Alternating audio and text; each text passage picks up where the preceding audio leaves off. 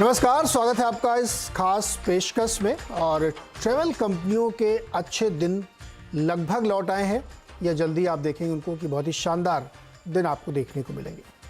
क्रिसिल की एक special report है जिसमें ये बताया गया है कि टूरिज्म इंडस्ट्री की ग्रोथ प्री कोविड लेवल के लगभग करीब पहुंच गई और उसको जल्दी सरपास करेगी। ट्रैवल कंपनियों के जो ऑपरेटिंग लॉसेस थे वो लगातार कम हुए हैं और बहुत जल्दी वो प्रॉफिट में आएंगे। और कंपनियों के जो कर्ज की स्थिति थी वो काफ़ी घट गई है और अदर बुक्स में अब काफ़ी कैश हो गया है। कोविड के दौरान कंपनियों ने अपने बिजनेस में काफ़ी रिस्ट्रक्चरिंग की, ऑटोमेशन पे बहुत फोकस किया, कॉस्ट को कट किया काफ़ी हद तक और उसका फ़ायदा अब मिल रहा है। दूसरी तरफ आप देखेंगे तो जिसको हम लोग कोविड के दौरान कहते थे कि उसके बाद लोग रिवेंज टूरिज्म में गए हैं, तो कॉरपोरेट टूरिज्म यानी बड़ी कंपनियों का आना जाना, बिजनेस ट्रेवल्स और लीजर ट्रेवल यानी जो लोग घूमने फिरने जाते हैं उसमें ज़बरदस्त तेज़ी देखने को मिली है और ट्रैवल कंपनियों को इससे बड़ा फ़ायदा होगा। ट्रैवल टूरिज़्म के अंदर पूरा स्पेस जिसमें होटल्स भी आते हैं, ट्रांसपोर्टेशन की कंपनीज भी होंगी, इन सब को मिला के अगर आप देखें तो टूर एंड ट्रैवल की जो इंडस्ट्री है उसको एक बम्पर फ़ायदा होने वाला है यहाँ से आगे जाते हुए। और हम सब ने कहीं ना कहीं ये अनुभव किया है कि जब आप होटल बुक करने जाते हैं तो आपको अंदाज़ा लग जाता है किस तरीके की डिमांड है, क्योंकि बहुत ज़्यादा टैरिफ बढ़ चुके हैं। इसी पे आज हम बातचीत करेंगे इंडस्ट्री आउटलुक को समझने के लिए क्रिसिल के सीनियर डायरेक्टर अनुज सेठी जी से। अनुज सर, बहुत बहुत स्वागत है आपका CNBC आवाज़ पर। और ये बड़ी अच्छी खबर है कि इस इंडस्ट्री का रिवाइवल और बाकी लोगों के लिए भी लोग घूम फिर रहे हैं जो अब एक तरीके से इक्वलाइज हो रहा है या नॉर्मलाइज हो रहा है, लेकिन वो हायर साइड में नॉर्मलाइज होता हुआ दिख रहा है। तो कुछ चीज़ें तो हमने बताई अपनी ओपनिंग इंट्रो में, लेकिन मैं चाहता हूँ कि इसको थोड़ा डिटेल से समझें। तो अनुज सर, पहले तो बताइए कि आपकी कोर फाइंडिंग्स क्या है इस रिपोर्ट की। Thank you Neeraj ji. और हम हमारे रिपोर्ट के थ्रू हमने बताया था कि अभी लगभग जो ट्रैवल कंपनीज है, बड़ी ट्रैवल कंपनीज है, उनके रेवेन्यूज करीबन कोविड से जो पहले का रेवेन्यू था करीबन ऑलमोस्ट 90-95% तक पहुंच गया है और 22-23 में। और जो साल आ रहा है, अभी शुरू हुआ है अप्रैल 1 तारीख से, कम से कम 14 से 15% ग्रोथ होगा रेवेन्यूज में, which will mean that we will be surpassing the pre-COVID revenues by almost 5%। और इसकी दो वजह हैं, आपने बताई भी थी। एक तो कॉर्पोरेट साइड में जो ऑलमोस्ट सब बैक टू ऑफिस हो गए हैं, स्पेशली बैंक्स और फाइनेंशियल सर्विसेज सेक्टर में। सिर्फ IT कंपनीज अभी तक बचे हैं जो पूरे तरह से they not back to office, and travel थोड़ा पहले से कम है बट वो भी पिकअप हो रहा है। और दूसरा है जो उस पर भी आपने बताया था, वो है लीजर टूरिज्म और रिवेंज ट्रैवल। ये काफी हद तक ऑलरेडी प्री कोविड लेवल्स पास कर चुका है। एंड इसमें भी ज्यादातर देखें तो काफी हद तक लोग इंडिया के अंदर ही ट्रैवल कर रहे हैं और एशियन कंट्रीज से हैं, वहां पर भी काफी ट्रैवल बढ़ गया है क्योंकि उतना कोविड रिस्ट्रिक्शंस नहीं है। यूरोप और अमेरिका थोड़ा अभी स्लो चल रहा है क्योंकि वीसा रिलेटेड रिस्ट्रिक्शंस थे, पर अभी देख रहे हैं जो समर आ रहा है, यूरोप भी खुल गया काफी हद तक। US में काफी दिक्कत अभी भी है क्योंकि वीसा का टाइम अभी भी 1 साल से ऊपर है। तो अनुज सर, अब चूंकि ये तो ओवरऑल पिक्चर आपने हमें समझाई, अब थोड़ा सा एक एक करके समझते हैं। पहले तो हमने डोमेस्टिक ट्रेवल वाला जो पूरी इंडस्ट्री बदली है और उसमें पूरे सेक्टर में एक बड़ा चेंज देखा हमने कोविड के बाद से। टैरिफ बहुत बढ़े, उसके बावजूद लोग जा रहे हैं घूमने, बिजनेसेस ओपन हो रहे हैं तो उसका बड़ा फ़ायदा उनको होता हुआ दिख रहा है। कंपनियों ने अपने आप को आपकी रिपोर्ट के मुताबिक रीपोजिशन किया, अपने आप को पूरा चेंज किया है। वो क्या क्या उन्होंने काम किए हैं जिससे कि वो अब नई चैलेंजिंग सिचुएशन में भी बहुत बढ़िया प्रदर्शन कर रहे हैं? देखिए, उन्होंने ऑलरेडी 2 साल के बाद 22-23 में प्रॉफिट्स दिखा दिए और इसका एक वजह है, एक तो वॉल्यूम बढ़ गया है, दूसरा कोविड के टाइम में उन्होंने काफी हद तक जो लॉस मेकिंग ब्रांचेस थे वो बंद कर दिए and increase focused on cost optimisation and automation. इसका उनको काफी लाभ मिल रहा है जब वॉल्यूम्स बढ़ रहे हैं। तो इसकी वजह से they were able to report profits in 22-23। अभी देखेंगे और आप अखबार में भी देख रहे होंगे, काफी एडवर्टाइजमेंट वगैरह इंक्रीज हो गया है, पर हमारा ये कहना है कि चूंकि अब इस साल भी वॉल्यूम्स बढ़ेंगे, तो वो प्रॉफिटेबिलिटी जो उन्होंने 22-23 में दिखाई थी वो मेंटेन कर पाएंगे 23-24 में भी। एंड एक बार आपके साथ कस्टमर टिक गया तो that experience will always hold, and customer stickiness भी होगा as they get used to digital and automation, उनके फायदे। ओके, तो ये वाला सवाल मैं आपसे और पूछूंगा कि ये जो ऑटोमेशन किया, उस कॉस्ट रिस्ट्रक्चरिंग की, कुछ ऑफिसेस को बंद कर दिया और आजकल अब तो टेक्नोलॉजी हो गई तो बहुत ज़रूरत नहीं है, सब कुछ ऐप के थ्रू भी हो सकता है। हाँ जी। इस सेक्टर को माना जाता है कि ये बहुत जॉब क्रिएशन करता है, हाँ जी। लेकिन अगर ये ऑटोमेशन में चले गए हैं और सब कुछ बहुत एआई बेस्ड कर दिया है तो क्या ऐसा नहीं है कि जॉब उतने क्रिएट नहीं हो रहे लेकिन धंधा बहुत चल रहा है?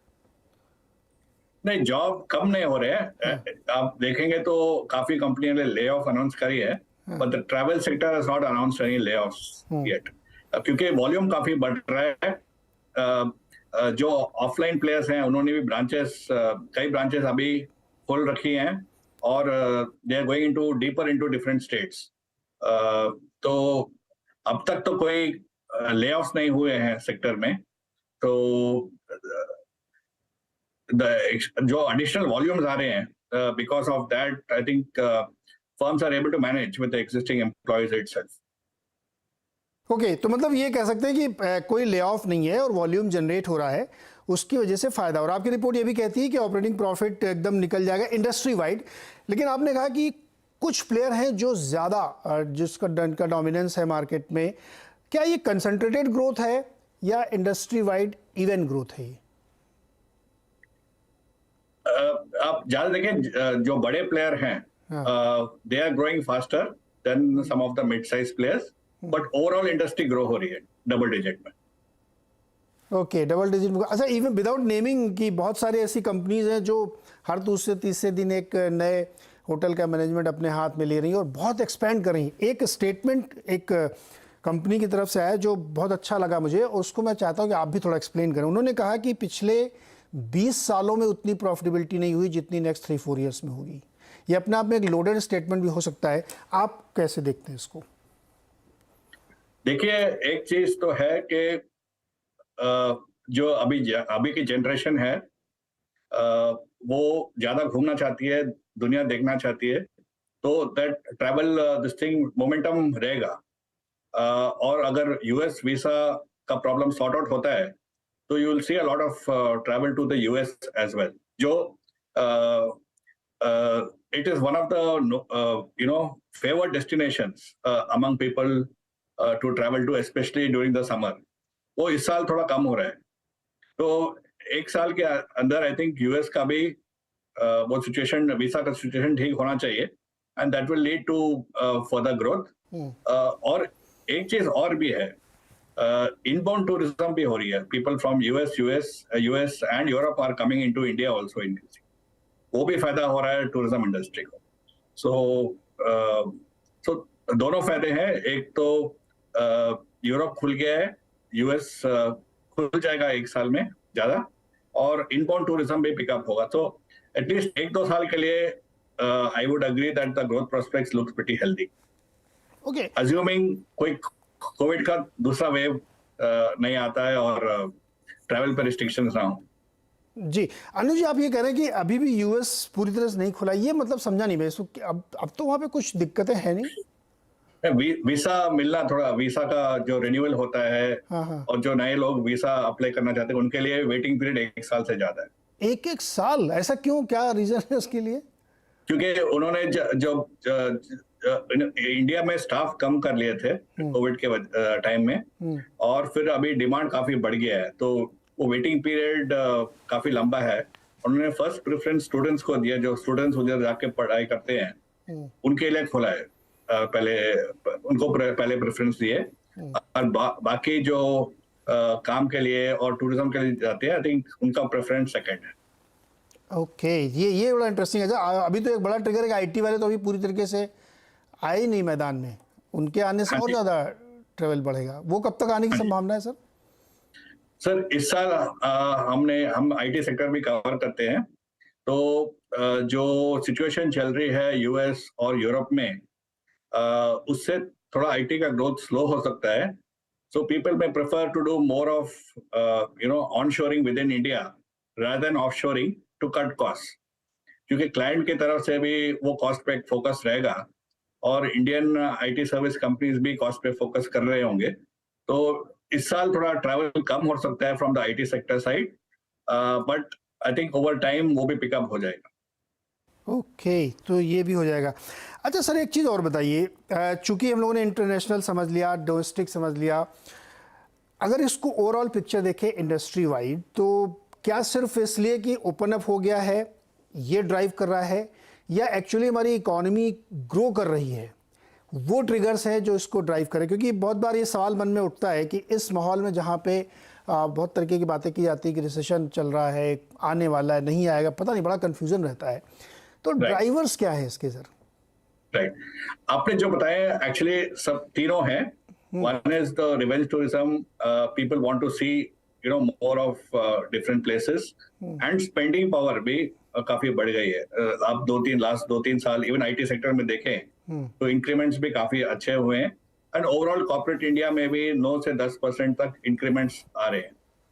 Secondly, Indian economy is still growing, which augurs well compared to rest of the countries, and some of the countries in particular at particular months the travel is quite affordable.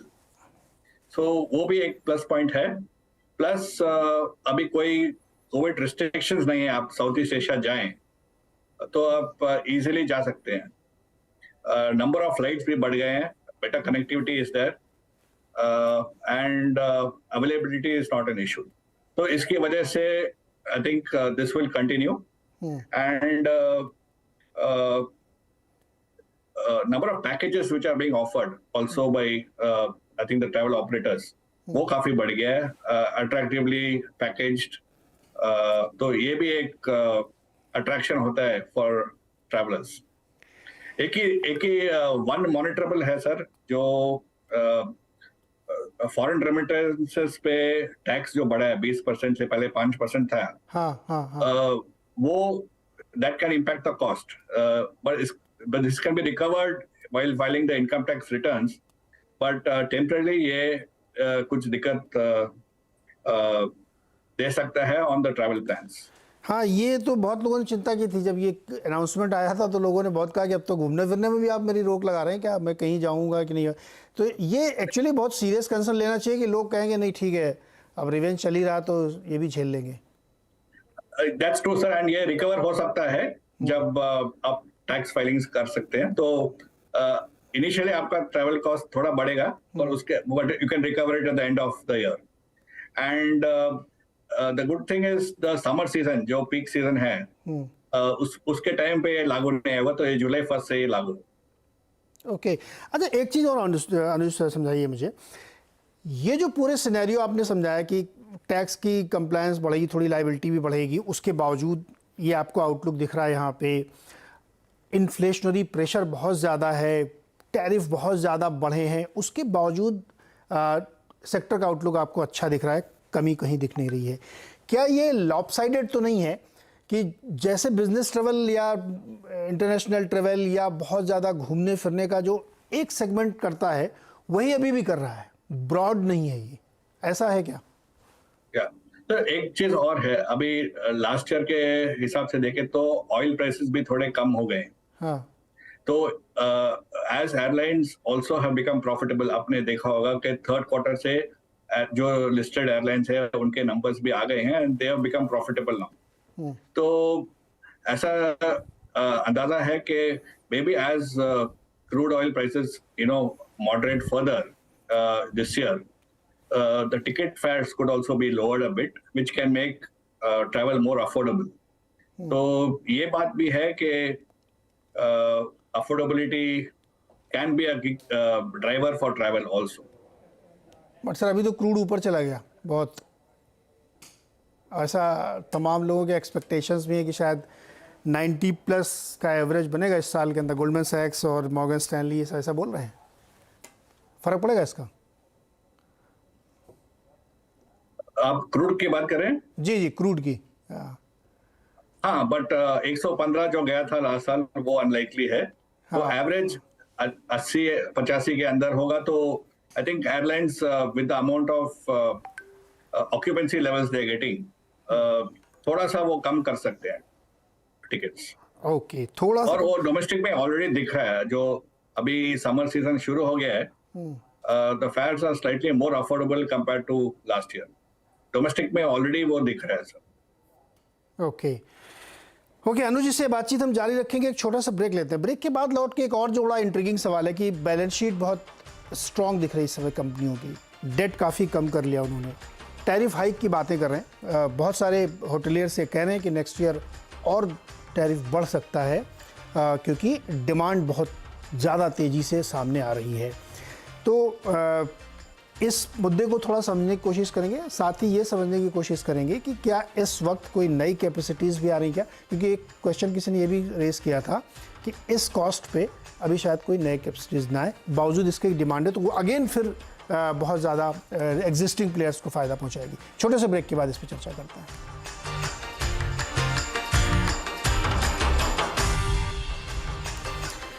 स्वागत है एक बार फिर से आपका घूमो इंडिया घूमो में, और इसमें हम बातचीत करें क्रिसिल की एक रिपोर्ट की जो ये इंडिकेट करती है कि टूर एंड ट्रैवल इंडस्ट्री के लिए आने वाले साल काफ़ी बेहतरीन हो सकते हैं, क्योंकि उन्होंने अपनी बैलेंस शीट बहुत अच्छी कर ली है, डिमांड बहुत ज़बरदस्त चल रही है, और आने वाले समय में बहुत सारे ऐसे उपाय होने वाले हैं जिससे और सारी चीज़ें आसान होती हुई दिखेंगी और लोगों का घूमना फिरना और बढ़ सकता है, जिससे तमाम होटल कंपनीज़ और ट्रैवल असिस्टेंट वाली कंपनी सब में काफ़ी फ़ायदा हो सकता है अगर आप निवेश करना भी चाहेंगे तो।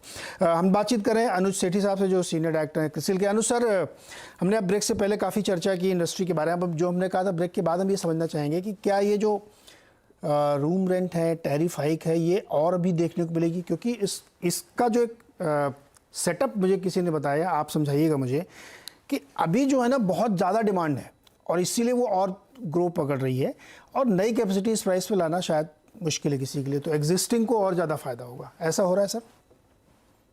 आपने बिल्कुल सही बोला है, क्योंकि इसके क्या हो रहा है, इंडस्ट्री में कंसोलिडेशन भी काफ़ी हो रही है। पैंडेमिक के टाइम में जो छोटे होटल थे और जिनके पास बैकिंग नहीं थी, बड़े ग्रुप्स का सपोर्ट नहीं था, काफ़ी लॉस में गए, और जो बड़े होटल है वो पैंडेमिक खत्म होने के बाद we are seeing a good amount of consolidation, takeover हो रहा है, but no fresh capacity as such in most cities is happening. तो ये हो रहा है, consolidation of existing capacity हो रहा है, और रूम रेंटल्स काफी पहले से बढ़ गए हैं, बट पैंडेमिक के टाइम में काफी गिर भी गए थे। They reached very low levels not seen before also. तो टिपिकली होटल इंडस्ट्री में आप ऑपरेटिंग प्रॉफिट या एबिटा पे देखे, they operate between 30 to 40% margin पे, और लास्ट ईयर वो उसके थोड़ा बढ़ गया था, बट इस साल कॉस्ट भी बढ़ेंगे और वो नॉर्मलाइज हो जाएगा, जो पहले था 30 to 40% एबिटा मार्जिन वहां तक पहुंच जाएगा। इसकी वजह यह भी है, आपने पहले भी टचअप किया था, इन्फ्लेशनरी इश्यूज हैं, कॉस्ट भी बढ़ रहे हैं, और एम्प्लॉय कॉस्ट भी बढ़ रहा है। तो एक तो लेबर की शॉर्टेज हो गई थी, होटल इंडस्ट्री में काफी लोग निकाले गए थे, they have found employment elsewhere, तो जो अभी लेबर आ रहा है, they are also coming at a slightly higher cost. तो that is another reason why the room rentals also will have to be at a slightly elevated level, and of course occupancy levels continue to remain high because of the back to office. Domestic travel has strongly rebounded, and inbound tourism भी काफी हद तक हो रहा है। और एक चीज और sir, medical tourism also is expected to pick up quite sharply in 23-24. Last year हमने देखा था थोड़ा बहुत मेडिकल टूरिज्म इंक्रीज हो गया था, बट इस साल आशंका है कि और बढ़ेगा, तो that will also lead to demand for hotel rooms. तो सर ये बताइए कितने परसेंटेज टर्म में अगर हम समझना चाहें कि रूम रेंट और ऊपर जाएंगे टैरिफ? आई थिंक 5-6% जाने की आशंका और है। जितना लास्ट ईयर बड़े थे, that's already at a quite elevated level, but और 5-6% जा सकते हैं। मतलब इतने बढ़ने के बावजूद अभी 6% और बढ़ेंगे। सर बहुत पैसा है क्या लोगों के पास? लोग इतना घूम फिर रहे हैं, इतने महंगे महंगे उस पे देखिए, इतनी महंगी टिकट खरीदते हैं एयरप्लेन की। It's a matter of demand supply. जैसे हमने बोला था, कैपेसिटी ज्यादा बढ़ नहीं रही है। जो हो रहा है कंसोलिडेशन ही हो रहा है, और द सेम टाइम कॉस्ट भी बढ़ रहे हैं। तो that will get reflected in the room rentals overall. हाँ, एक्चुअली डिमांड बहुत है और मेडिकल टूरिज्म भी बढ़ रहा है धीरे धीरे। जैसे जैसे नॉर्मलाइज हो रहा है, तो जो शेड्यूल्ड लोगों के रहे होंगे प्लान्स, वो सब एग्जीक्यूट होते हैं। लास्ट क्वेश्चन सर, एक और, गवर्नमेंट भी बहुत पुश कर रही है, उसकी अपनी एक पॉलिसी भी है, सपोर्टिव लगती है? आपको लगता है कि कुछ और वहाँ से चेंजेस की ज़रूरत है? क्योंकि ये इंडस्ट्री मुझे लगता है कि एम्प्लॉयमेंट क्रिएशन बहुत ज़्यादा कर सकती है बहुत कम लागत में। राइट। देखिए, कोरोना के टाइम में भी गवर्नमेंट ने काफी सपोर्ट किया था। ECLGS स्कीम थी, लोन्स दिए थे to support the industry, and tourism also काफी हद तक गवर्नमेंट प्रमोट कर रही है। सो सपोर्ट तो आ रहा है sir from the government side also in different ways, which augurs well.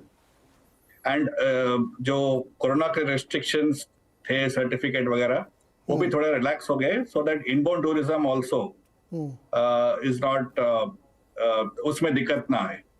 तो काफी हद तक लोग यूरोप से भी इंडिया आ रहे हैं, because there is no travel restriction as such. तो the government is facilitating this.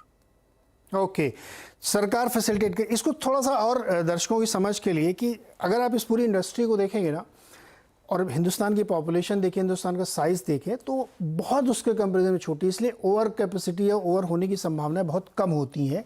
इसलिए भी कई बार आपको लगता है कि अभी एक शहर में जाइए, कितने 5 स्टार होटल आपको मिलेंगे, और अब भर भर की फ़्लाइट्स आ रही हैं, बाहर से भी आ रही हैं, इनबाउंड आ रही हैं। तो इसलिए वो डिमांड सप्लाई का बहुत ज़बरदस्त मिसमैच है।